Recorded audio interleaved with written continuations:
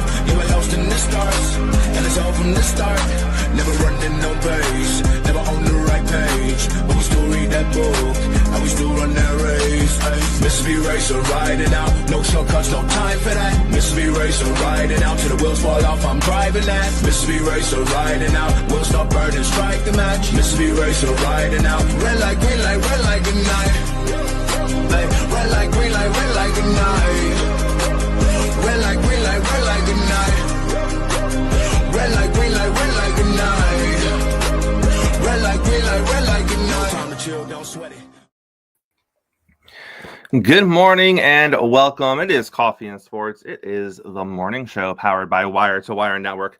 Thank you so much for making us part of your morning routine. I am Chris, and of course, that over there, that is Mo. Mo, how are you this morning, sir? I'm doing great on a very busy Thursday.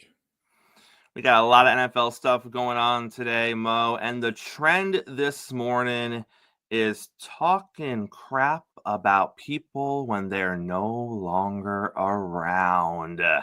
Let's start with the Chicago Bears. Keenan Allen was asked about working with Shane Waldron and things not working out with Shane Waldron.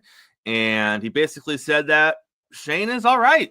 It's just too nice of a guy, not really cut out to be an offensive coordinator in the NFL and to manage the different personalities and to deal with all of the nuances of being an offensive coordinator, which, you know, Mo, on the surface, it's too nice of a guy. It sounds not terrible until he gets into it a little more and you basically realize that he's basically saying that he shouldn't have this job ever again in the NFL because it's just not in his DNA to deal with NFL personalities, which not great.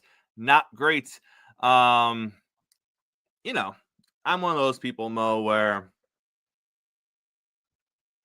hang on a second here. Can you hear me? Yeah, I got you. All right. I'm one of those people where if you don't have nothing nice to say, just don't say anything at all. I'm very much a fan, Mo, of the cookie cutter answer. There's a cookie cutter answer for literally every situation, and when we are still living in the moment, and our words can still have an impact, and our words can still have a negative impact, unless you were wrong personally, in which case I still say take the higher road. But I get it, Mo. I get it. When people are wrong, they do ridiculous things. Maybe Keenan Allen feels wronged. Maybe he feels like he was promised a certain thing coming to Chicago, and he is not getting what he was promised. So maybe he does feel wronged. But for me, just give the cookie cutter answer and move on. Yeah, I would prefer the cookie cutter answer in situations like this. You could say he could have stopped with Shane is all right. It just didn't work out here, and leave it at that, because that's what that is a factual statement. It didn't work out there, but to imply like he should never get another opportunity to ever manage any offense ever again, because that's the answer you gave. You just threw the man under the bus. You just said too much. I'd much rather go with things didn't work out. I wish Shane well. Go with that. That's the right answer. And then we got the Sean Elliott of the Pittsburgh Steelers. This man was working overtime to get his comments in, Mo. He was asked about facing the Pittsburgh Steelers. Oh no, is he a Steeler or is he a Raven now? He's one or the other. He either plays for the Steelers or the Ravens, and he was asked about facing the other. I think maybe he's a Steeler, and he was asked about facing the Ravens. And his response was that he's super excited. He's super excited to go out there and be able to face a team because he's finally a part of a defense that isn't soft AF. Okay. Like he was last year. So obviously, the reporter was like, oh, tell me more. If you're going to open that door, I was even going in that direction. I just was looking for a cookie cutter response about how you feel about your upcoming matchup. But since you opened the door, and he went there, he started talking about how, there's a couple of good players on the Dolphins defense. But overall, there's no mentality. There's no mentality of toughness over there. And he said something to the effect of once the injuries started piling up a little bit last season, just all the toughness went out the window, just really leaning in on it. So again, as a Dolphin fan, obviously I'm going to take a little personally. But I look at it, Mo, and I look at our setup for this one, because it's one thing if you are doing an interview and someone asks you the specific question, right? Sean Elliott, you were a member of the Dolphins last season. Your defense looked pretty good through 11 games. And then the last 7 games, the defense looked a little different. What was going on there? Well, you were asked a very specific question. So now you're trying to answer a very specific question. You were not asked that, Sean Elliott. You were asked not even about the Miami Dolphins. You were asked about your game this week. And I don't know what happened. I don't know who pissed you off. I don't know. Did someone stop texting you that you were friends with in Miami and now you're all salty about it? Because you took a question that you are literally given every week when people choose to talk about you. Because, by the way, I don't think you're interviewed all that much, Sean Elliott, because it's not like you're the best safety in the league. So you don't get asked these questions a lot. And maybe that's what it was. Maybe you were finally looking for a chance to be asked something and to express yourself. And this is where you finally found it. But you chose to open that door. And again, what if you ain't got nothing nice to say? Just don't say nothing at all. I don't know why we're calling out former teams when you weren't even asked about them, Mo. I just think this era players just feel like they have to say something, give a hot take, and you don't have to. And to me, he sounds like he's in his feelings, like it's personal. And look, I get it. You forge relationships, and before you know it, you're traded or you're released. But you're being released or traded, that has nothing to do with anybody in the locker room. That's a situation between you and management. They've made a decision to go another way. If you're angry, be angry at the GM, be angry of the powers that be. But coming into the world that you're in professional sports, you can be traded or moved or that's just part of it. Look, it's the player that gets to play is there for one team. That's just professional sports. Give the cookie cutter answer, man. Like, you know what?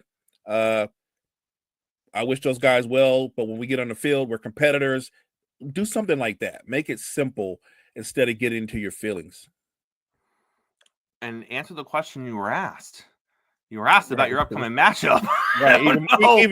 Even more important. You're not even playing them. Right. Even more important. Right. Focus on the task at hand. Right.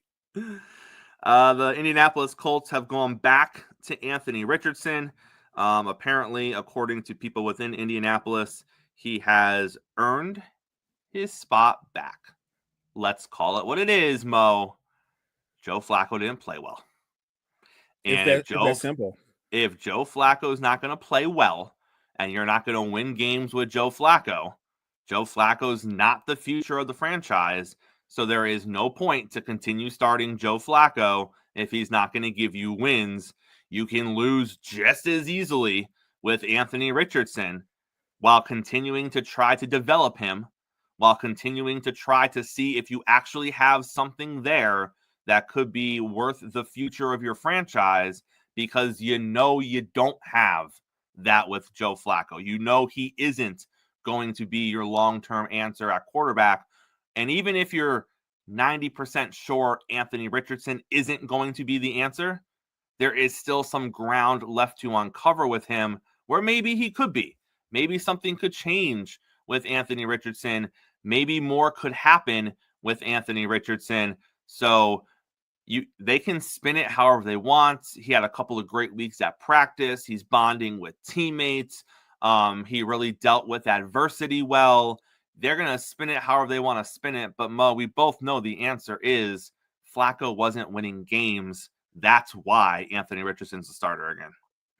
And it's the only reason why he's the starter again. If Joe Flacco was able to replicate what he did last season for the Cleveland Browns, Anthony Richardson would be relegated to the bench for the rest of this season. But the fact that Joe Flacco has struggled the way he has, to your point, partner, if we're going to struggle and we're going to lose, we might as well go with the young guy who, even as raw as he is, there's an upside to him, right? We can still try to coach him up. We can still get more film on him. He can still develop. We might as well go that route if we're not going to win any football games, because we know that Joe Flacco is not part of our future. Patrick Queen, former Baltimore Raven Patrick Queen, he was asked about facing his former team ahead of Sunday's rivalry game. And he said, and this is how you do these things, Mo, he said that he is very motivated heading into Sunday's game against the Baltimore Ravens because of how things ended with Baltimore in Baltimore. He said, quote, "I wasn't wanted back. They didn't want me there." Great. Fair enough. Now, obviously, you're not there, so there's probably some truth to that sentiment. Could it have been a pricing issue? Maybe. We don't know. But at the end of the day, he said how he felt. I feel like they didn't want me there. You're not there. Okay. I'm okay with that, Mo. That was a great response. Now you're playing them. Go make some plays and show them why they should have kept you, right? 100%. And he said what he had to say, and he didn't say anything that you could put up in the locker room, right? It wasn't that any kind of material or anything like that. I'm fine with his answer. It was an honest but plain to the point answer, versus some of these guys going over the top. And like you said, you get the opportunity on the field to show them why they should have tried to keep you, to show them why you should still be part of their team. Although I would look at it another way. You could just show your current teammates why you should still stay there. You know what I mean? Right. Well, you know what I mean? Like focus on those teammates instead of the guys that used to be your teammates. Chalk it up in the news of, well, thank dear God, I would hope so. Reports out of Dallas are that it's seeming more and more unlikely that head coach Mike McCarthy is going to be back next season. Okay. We've heard this song and dance before, Mo. And when we talked about it last season, we said, okay, it's time. It makes sense, and it didn't happen. So I feel the same way. It's time. It's overdue. It makes sense. But we know that when it comes to Jerry Jones, it's never about necessarily what's right for the Dallas Cowboys. It's more about what is right for Jerry Jones. And replacing Mike McCarthy means you're replacing a yes man. It means you're replacing someone that basically just falls in line with what you want and what you say. And you got to go find another one of those, because that's what Jerry does. He doesn't put people around him that are going to have friction with him. He doesn't put people around him that are going to defy what he says or what he wants to have happen, or potentially make him look bad in the media, while he makes his quarterback and his offensive coordinator and his head coach and his other players look bad constantly in the media by saying whatever the hell he wants to say, whenever the hell he wants to say it. So, okay, great. Mike McCarthy's out of Dallas.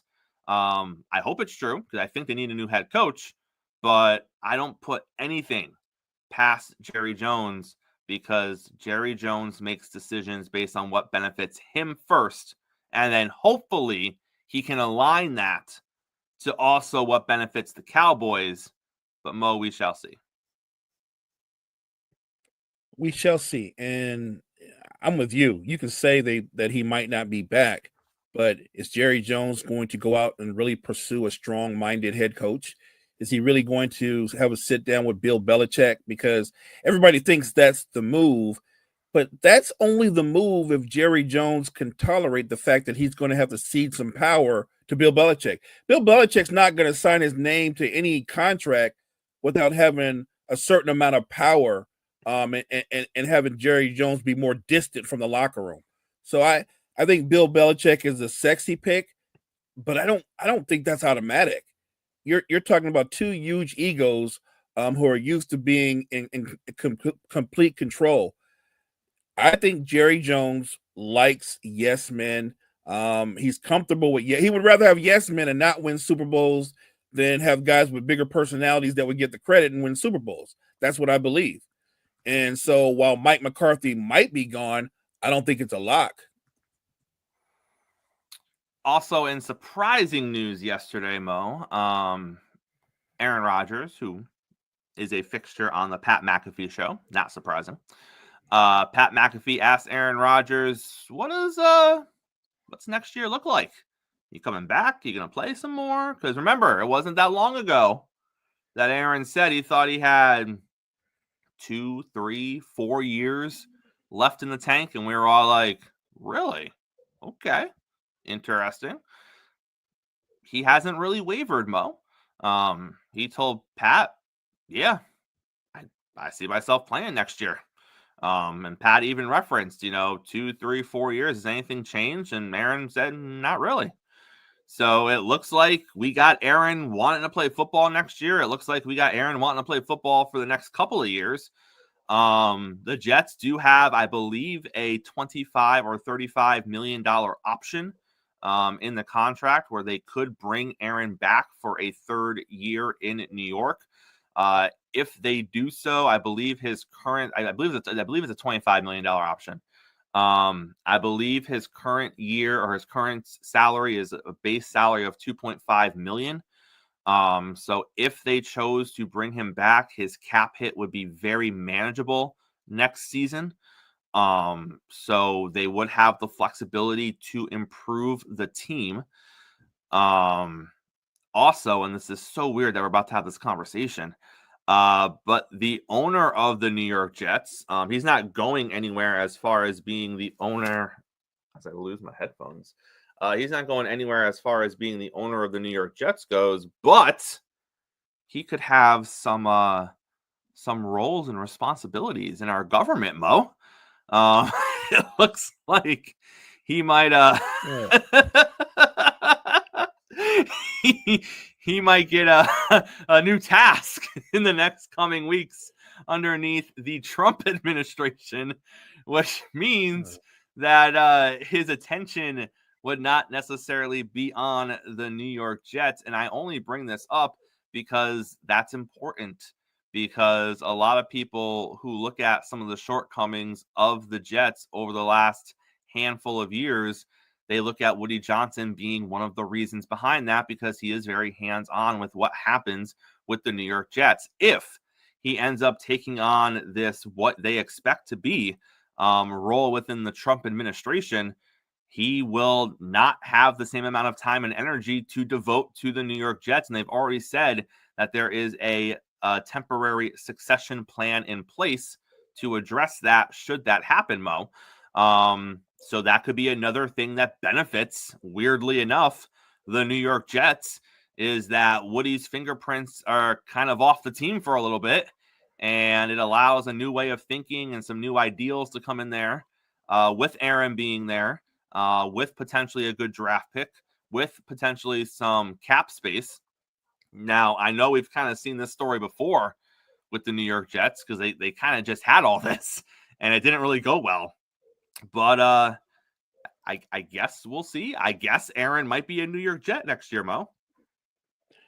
Yeah, look, I think they'll bring him back if they don't have an upgrade, right? I mean, that's that you have to have a plan in place where we don't bring Aaron Rodgers back because they're built to win now. Like they have a lot of pieces in place.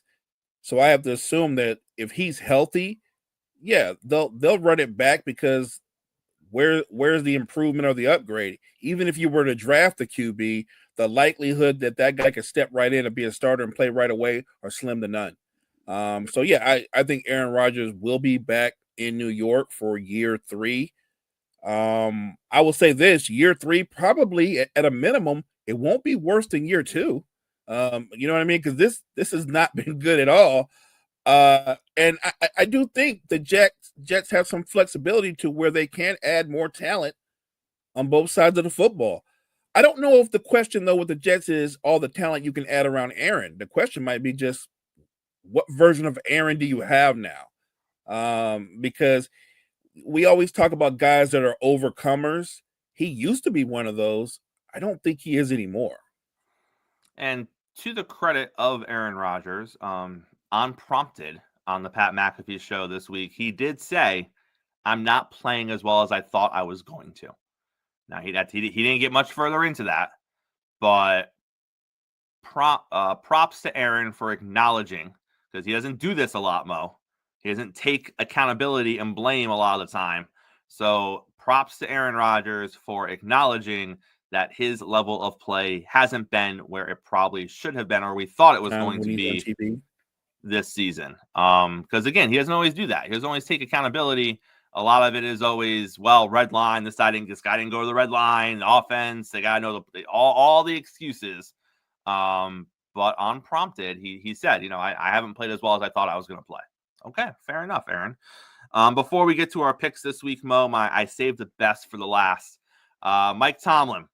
Mike Tomlin was asked about playing against former wide receiver Deontay Johnson because Johnson did not leave Pittsburgh on a high note. So they asked Deontay about it. He gave a couple of quotes. So, of course, they're going to ask Mike Tomlin about it because it seems pretty evident they didn't get along. And Mike Tomlin said, quote, "They've got more significant pieces with larger roles that occupy my attention." There it is. And while it might sound like a shot, it's also the truth. Correct. So, you know what I mean? Like it's a shot, and yet it's a factual statement. Because let's be honest, Mo, and this is no offense to Mr. Johnson, but no one is game planning or scheming to prevent him from taking over the game. That's not the way that works. You're not that guy, Deontay Johnson. No, not on that particular team. Not when you've got Lamar Jackson, Derrick Henry. Yeah, I think we know who they're going to be focusing on this week. All right, Mo, let's get into our picks. We got football happening tonight. It's a pretty big one. It's a pretty big one. It is the Washington Commanders, who are 7-3. They are taking on the 7-2 Philadelphia Eagles. Jalen Hurts has been playing much better football as of late. The offense for the Philadelphia Eagles is getting healthier. A.J. Brown is obviously back and doing A.J. Brown things once again. The defense of the Eagles has also been playing better, although you can look at their recent opponents and say that's the reason why they've been playing better. But Mo, sometimes that's what you need. Sometimes you need a couple of games on your schedule against lesser talent to figure things out on the defensive side, to kind of get back to basics and kind of straighten things out. Because let's be honest, we have seen supposed good defenses still not play well against bad teams. So just because you are playing a lesser team on offense, if you have issues on defense, it doesn't mean your issues are just going to automatically get fixed. Right. So this is the NFL. Just because they're a bad offense doesn't mean that they just lay down. So the Eagles have addressed some of the issues on the defensive side of the football. They have gotten better the last few weeks. with some of the things that were plaguing them early in the season. Let's not just pretend that it's just a result of the level of talent they're playing on the other side of the football. That being said, Mo, I don't know why, but I like Washington here. I like Washington. I think a lot of this is the Nick Sirianni factor for me. I don't think Washington wins this division. I think Philly wins the division when it's all said and done. I think this is one of those things where the Commanders win the battle, but the Eagles win the war. So I think Washington takes the game. I think it's a close game. I think the Eagles have a better rest of the season. I think the Eagles end up winning the division over Washington. But just for tonight, I think Washington comes out on top. I think if Philly keeps it simple, hands the ball to Saquon, rely on that offensive line, they're going to win the football game. If they try to get too cute, I can see where Washington would have an opportunity because I do, like I said, I like Jalen Daniels. He does not play like a rookie. Flat out doesn't play like a rookie. You can make a case that he's playing as well as Jalen Hurts is in year one. And that's impressive. I agree with you. I think it's going to be a close game. I think the Eagles find a way to pull it out. It's a big game for both teams, but at the end of the day, when you've got that running game, that particular running back, you keep it simple. The Kansas City Chiefs are heading up to the Buffalo Bills. The undefeated Kansas City Chiefs are heading up to the Buffalo Bills. Yeah, it was scary last week in Denver. If you are a Chiefs fan, yes, the Kansas City Chiefs should have lost the game in Denver last week. No, I'm not going to sit here and talk about the officiating, what was missed, what wasn't missed, because it happens every week. Denver Bronco fans, stop crying. I don't care that Taylor Swift met with the female official before the game and took selfies with her. I don't give a crap. I don't care that there were 5 egregious calls in that game that should have went Denver's way, that would have taken a touchdown. I don't care. You know what I do care about? I care that your kicker missed 2 field goals.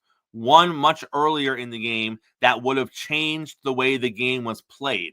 I care that your kicker had a kick blocked at the end of the game. But Chris, if it wasn't for those calls, that kicker never would have been in that. Oh, the kicker never would have been in the position to win the damn game. The position that every NFL kicker wants to be in, the position that you want to be in as a team. At the end of the game, with seconds to go, all you have to do is execute and you win. That is what every NFL coach wants. They want the control. They want to be able to dictate who wins and who loses the game. Mo, I'll tell you right now, and I don't know the young lady's name, but the female official that met with Taylor Swift earlier before the game started, she wasn't the one jumping up and spiking down the football and blocking the field goal at the end of the game. That was the Kansas City Chiefs special teams unit. If you make the kick, you win the game. If you make the earlier kick, who knows what happens? You might be in position to win the game. Calls are calls. There is always going to be a human element to it. And yes, were some of the calls, in my opinion, not called, or yes, they should have. But let's not look any further than Joe Burrow and the Cincinnati Bengals and triple face mask with pass interference and holding all in a matter of 8 seconds, and nothing was called. Sometimes it just don't go your way. So you got to do what you got to do. And in this particular situation, all you had to do was make a 30-yard chip shot field goal to knock off the champs, and you didn't. And Mo, if they line up for that kick 99 out of 100 times, that kicker is going to make that field goal. This was the one time in the one moment that he didn't. And you know what? It was a really big one time, and it was a really big one moment. And it's unfortunate that you didn't do it, but winners win football games, Mo, and losers find ways to lose. And that might sound harsh, but when you want to beat the champs, winners find a way. And the Broncos had it right there in front of them at the end of the game, and they didn't win. So Kansas City, props to you. Winners find a way to win. And now you go to Buffalo. And let's be honest, Mo, they better show up with a better performance in Buffalo than they did last week against Denver, because Josh Allen's up for this game. You don't think those boys in Buffalo aren't sitting there saying, all right, they are undefeated.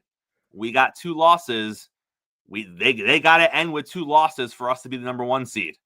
This is our chance. We got to beat them. Then we got to take care of business and hope they lose one more game this season. Maybe to the Steelers, maybe to the Chargers, maybe to the Texans. Those are the games that Buffalo's circling. But Buffalo knows what they got to do to get the number 1 seed. You don't think Buffalo wants the number 1 seed and they don't want the playoffs coming through Buffalo this season? Of course they do. Buffalo is going to give you a playoff effort for this game, because if you're the Buffalo Bills, this is a playoff game for you. This is your only chance to get the number 1 seed. If you lose this game, you will not be the number 1 seed this season. So I fully believe, Mo, we are going to see a playoff environment in Buffalo this week, because this is it. This is your chance for the number 1 seed. You got to make it happen. You got to walk out with a win. Otherwise, you're not getting the number 1 seed. Question is, can Kansas City match the energy? I always take Patrick Mahomes until I'm told not to. He's faced every situation this season where he should have lost. He had every reason to lose. It literally looked like he was seconds away from losing, and he hasn't lost. So, Mo, I keep it simple. I do think you're going to see a great effort out of the Bills. I do think you're going to see a great effort out of Josh Allen. But until Patrick Mahomes loses a damn football game, I'm going to roll with Patrick Mahomes. And you just said it all. I think the Bills are up. I think they know that if they win this game, it gives themselves an opportunity to be the number 1 seed in the AFC. But I look at it the other way around. You think Kansas City doesn't know that? You think they don't want to win this football game to let Buffalo know you're not going to be the number 1 seed, and the road through the Super Bowl is going to be in Kansas City. You're going to have to come to the champ's house. I think Josh Allen is going to be up for it. I'll go as far as say Buffalo jumps out early, and yet if it's a close game, I'm gonna go with the champs. I just think somehow, some way it's not always pretty, but the Kansas City Chiefs know how to win football games, and if they need to score, if it's going to be more of a shootout, they'll find a way to generate offense. If it's going to be a dogfight, a 13-10 kind of thing, they'll play that way and win that way too. I think the Bills will be up for it. I think they're going to play one of their best games of the season, and I'm still going with the champs. The Cleveland Browns head to the New Orleans Saints. The Saints only have, well, to be fair, they both only have 7 losses.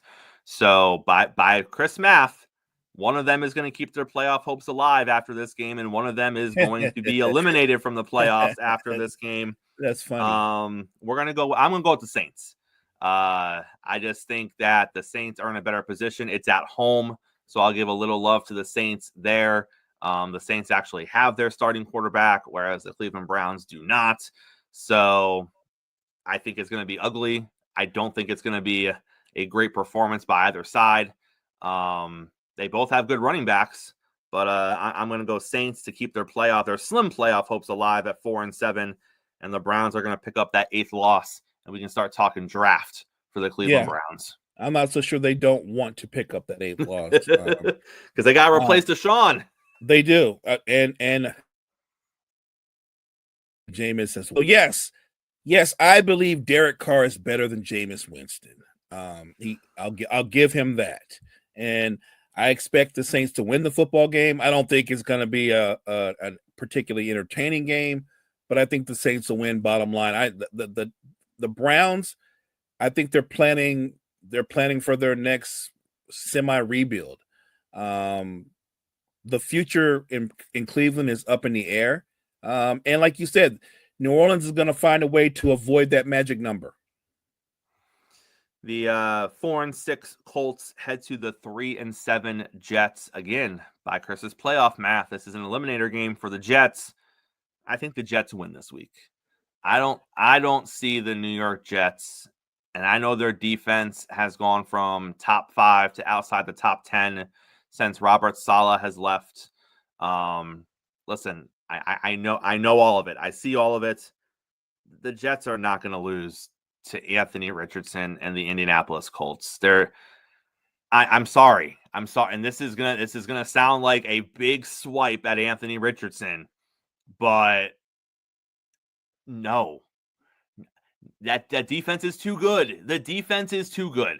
I'm not saying the offense is going to score 20 points. They may not.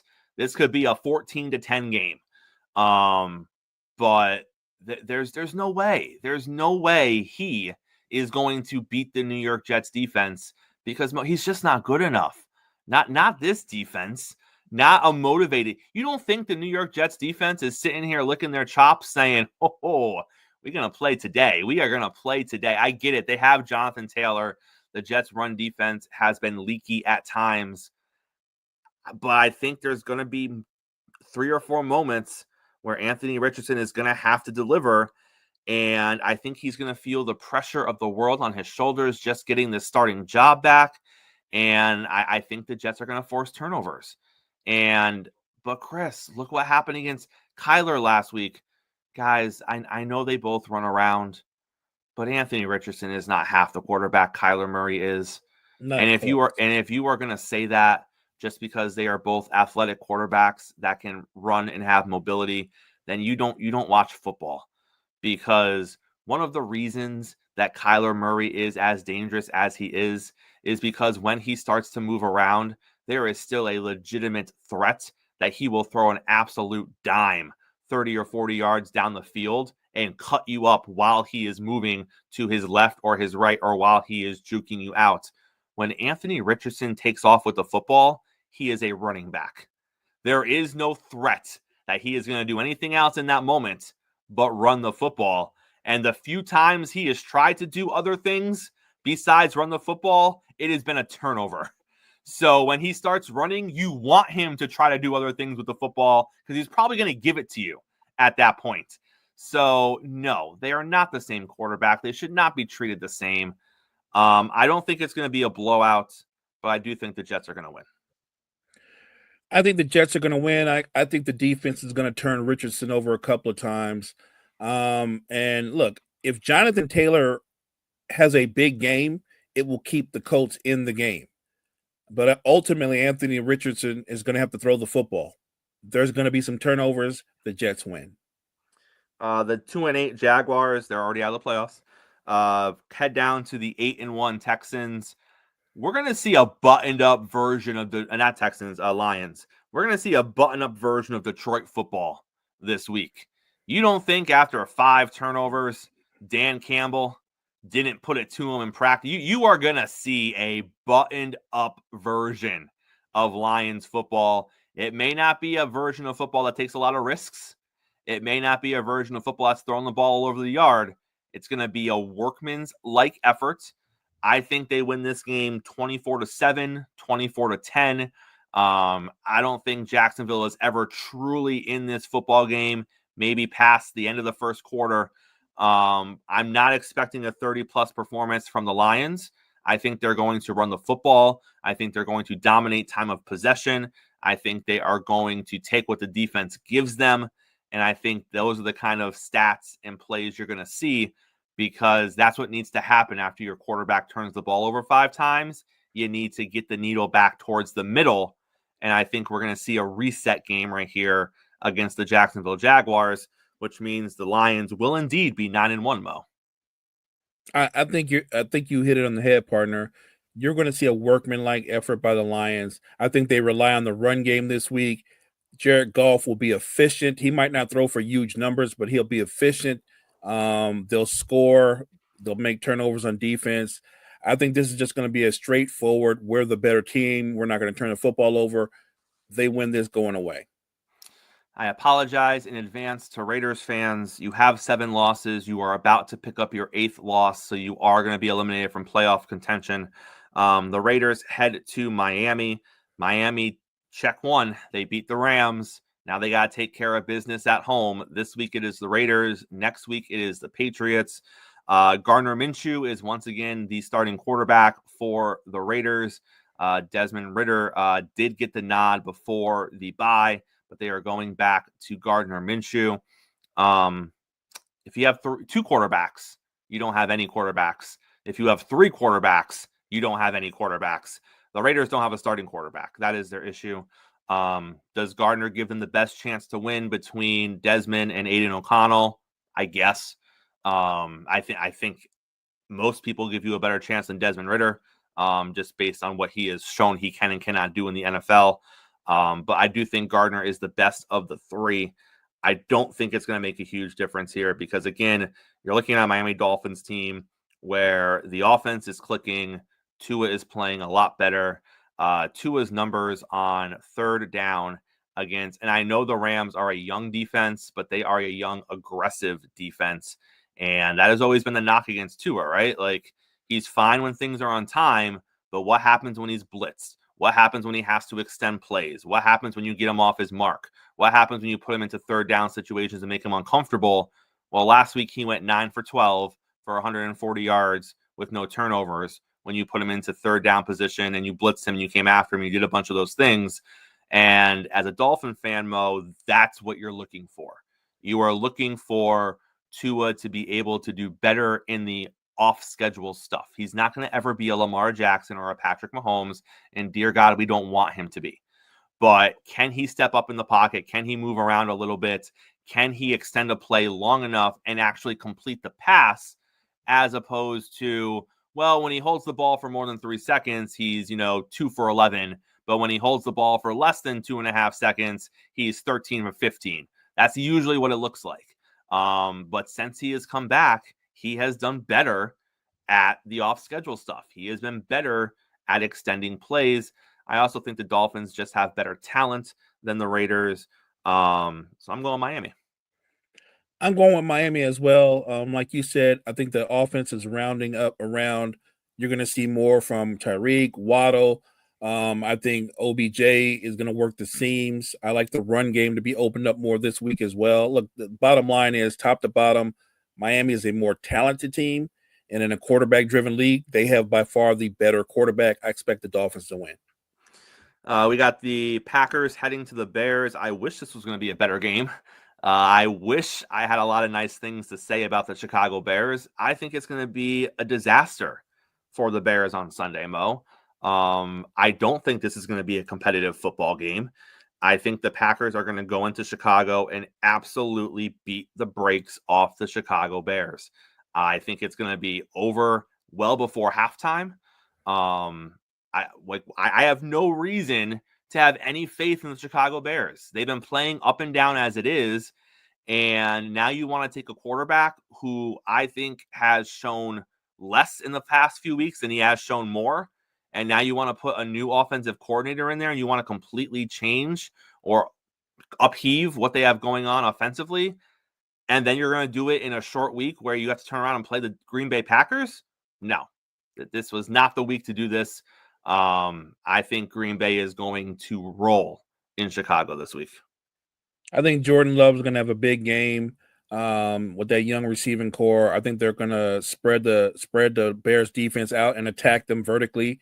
And I think they're going to get after Caleb Williams. I think Caleb Williams, unfortunately, is going to be sacked again multiple times and take another beating. I think the Packers roll. The 4-5 Rams head to the 3-7 Patriots. As disappointing as it was Monday night, if you are a Rams fan, the good news is a couple good pieces of news. One, you only have 5 losses, so you are nowhere near being knocked out of the playoff contention. So that's good for you. Number 2, you can get back to 500. All you gotta do is beat the Patriots, and I think they're gonna do that, Mo. I understand everything that I said about Miami last week. I still agree. The Rams are still they're not completely back from injury. The players are back. But the cohesiveness isn't quite there yet. They're still working on that. The offensive line at times is troubling for Matthew Stafford. That has not changed. Miami exposed that. And Matthew Stafford has 6 straight games with an interception. I believe that ties the longest streak of his career. I think he's going to extend it. I think he's going to have a 7th straight game. I do think the Patriots will turn him over. But I also think that they're going to win this football game. I think that they're going to run the ball early. They didn't do that against Miami. They fell out of the game early. They were down by 10 pretty quickly, so they were playing catch up for a lot of the game. I don't think that's what's going to happen here. I think they're going to try to establish the run early. They're going to open up the play action off of the run game. That's where I think you're going to see Cooper Kupp and Puka Nacua really get involved in this offense. So I don't think they're going to blow the Patriots out because the Patriots have a good defense. But I think you're going to end up seeing a 21-14, 21-17 type victory here. I actually agree with that call. I think the Rams will be able to move the football. I think if you can score 20 points on the Patriots, you're probably going to win. They just don't have a lot of firepower on the offensive side of the football. So I expect the Rams to find a way to win. They're on a mission to try to make the playoffs. And you're right. They'll probably get a pick from Stafford, but overall, Matthew Stafford will play well. He'll control the game. Rams win. And this gets them back to 5-5, which is big in their division that they're playing in because the rest of those teams are just kind of hanging around each other right now. So the Rams know they can't lose too much ground in that division because everyone is right there for the picking at the moment. We got the Ravens and the Steelers, another big game this week. 7-3 Ravens, 7-2 Steelers, very similar to what's going on with the Commanders and the Eagles. This is a big one, Mo. This is going to go a long way in deciding who is going to win this division. Lamar Jackson, to say that he has been awful against the Pittsburgh Steelers in his career, that is not an understatement. He has been awful against the Pittsburgh Steelers in his career. He was even asked about it. He was asked about it this week, and he didn't have an answer. He was just like, I don't know. I honestly don't know why I don't play well against the Steelers. And sometimes, Mo, it's just one of those things. Sometimes it's just a bad matchup. And that happens in sports more often than people realize. You just have bad matchups. And no matter how good a team is or how bad a team is, when the matchup happens, it always tends to favor one team over the other. Happens in basketball a lot, happens in baseball a lot when it comes to pitching. This is just one of those things where Lamar and the Ravens don't match up against the Steelers.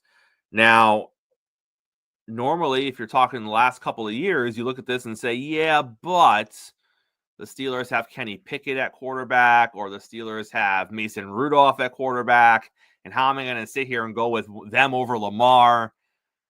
But now it's a little different. Now they got Russ at quarterback, and Russ is playing like Seattle Russ, and he's doing what he needs to do. I think the Steelers find a way to win. And I think we're kind of left a little more perplexed after the game as to why Lamar continues to struggle with Pittsburgh. But Mo, I will say this.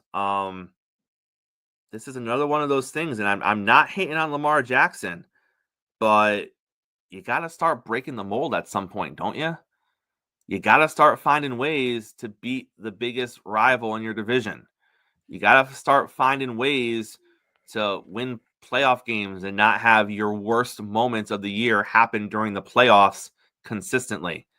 Does it mean they're not going to make the playoffs if they lose to the Steelers? No. Does it mean they're not going to win the division if they lose to the Steelers? No. But when I look at Lamar Jackson, I start looking at things where I'm like, he needs to start overcoming his own personal hurdles. And for whatever reason, the Steelers are a personal hurdle. For whatever reason, playoff success is a personal hurdle for him. I would like him to win this game, Mo. I would really like Lamar Jackson to go out there and have a great game against the Pittsburgh Steelers. I just don't think he is. I think this is going to be a really low-scoring game, maybe a 17-14 type game. But you know what? I'm going to give Lamar some grace. I think that he finds a way to do just enough victory. And I don't want to not mention this particular time around. There is the Derrick Henry factor. You can stop Derrick Henry 10 times in a row, and on the 11th carry, 80 yards gone. Yep. He's that guy. So I think Derrick Henry will play a big role, even if it's just the fear of Derrick Henry with play action will play a big role. I think the Ravens win a close game. The 7-2 Vikings head to the 2-7 Titans. The Titans are about to be taken out of playoff contention. Sorry, Tennessee fans, you're about to get your 8th loss. Hopefully, it's a more buttoned up performance by Sam Darnold as opposed to what it was last week. But the Titans are not a good team. Minnesota is going to roll here. I think the Vikings get back on track. I think they establish their run game a little bit more. They'll probably call some plays that are a little bit more Sam Darnold friendly. I think the Vikings find a way to win. And look, I think that the mission this week for Sam Darnold is to have a clean football game, no turnovers. The 6-4 Falcons head to the 5-5 Broncos. If the Broncos ever needed to win a game during the 11th week of the NFL season or the 12th week of the NFL season, this is it. They have lost a couple of heartbreaking games against good teams. One was a blowout. One was a game they should have won. They are playing a team that is more towards their talent level now, although I still think that the Falcons are much more talented than the Broncos. But if you're Denver, you can't lose 3 in a row. You can't fall under 500 because then we start having the conversation of, see, they really weren't that good. They were 5-3 and everyone was saying, oh, Denver, but now they're 5-6. And see, that's really where they are. Denver needs this win. But at the same time, if you're the Falcons, you want to start taking advantage of what's happening in your division. You want to start kind of putting a stranglehold on your division and start walking away with it as opposed to dropping closer to 500 and falling back down to the competition in your own division. I think it's going to be close, but I'm going Atlanta. I'm going Atlanta as well. I think this is a big game for the Falcons. And I think Kirk Cousins will play well. Bijan Robinson will be a factor. I expect the Falcons to win fairly comfortably. I think they'll win something like 24-17 or 24-10, something of that nature. But I'm going with the Falcons as well. Mo, everything in my being says the 49ers are going to roll over the Seattle Seahawks. Not mine. But then I look at the history of these teams and where they currently stand. Seattle is 4-5. The Niners are 5-4. We are looking at a situation where at the end of this week, they could all be 5-5. The Seattle Seahawks, the Niners, the Rams, and then the Cardinals have a bye week, I believe. So they're 6-4 right now. So they get a bye, and you could be looking at a situation where everyone is just one game behind the Cardinals, sitting pretty. I want to say the Niners, but I'm going to go Seattle here. I think it's close. I think something fluky happens at the end of the game where you're like, I can't believe that happened.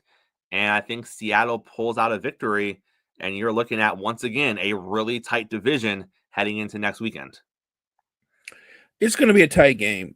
Seattle and the Niners always have close physical games. I'm going to rely on the fact that C-Mac is back. He shook off the rust in week 1 being back. I think he'll be even better this week. He'll be more prominent in the offense. I think the Niners find a way to win a close game. Then we have the Bengals and the Chargers, Sunday Night Football. Bengals only got 6 losses. They are riding the wire right now. As long as they don't get 8, they should be playoff bound. This is going to be a tough test for them. It's going to be in Los Angeles. I want to go Bengals here, but I think national stage, Jim Harbaugh is going to have the Chargers up for this game. And as much as I love, and I've rode the Bengals hard this season. I've picked the Bengals more often than not. But I think Harbaugh makes a stand right here. And I think you walk out of this game knowing that the Chargers are a playoff team and the Bengals may not be. And I think that's the feeling you're going to have leaving this game. I'm going to go Chargers, and it might be a 2-score victory here for the Chargers. I think this is going to be a physical game. I like the way the Chargers play right now. Look, Jim Harbaugh, wherever he goes, the first thing he wants to do is establish the run, establish some kind of physical dominance over the other team. And I look at the Bengals, and you look at Burrow and what he's been able to do despite the lack of weapons, only him and Jamar Chase, it looks like, on that offense at times. I want to lean towards the Bengals, but I think that the Chargers, their style of play, it bodes well. I actually think the Bengals find a way to pull out a surprise victory. I think the Bengals win a close football game. The Chargers aren't what I would call a explosive offense. They just kind of wear you down with that run game, and pick and choose when they go through the air. But I'm gonna go with Joe Burrow and company. We talk about that magical number. I think they're aware of it, Chris. I think they're listening to you.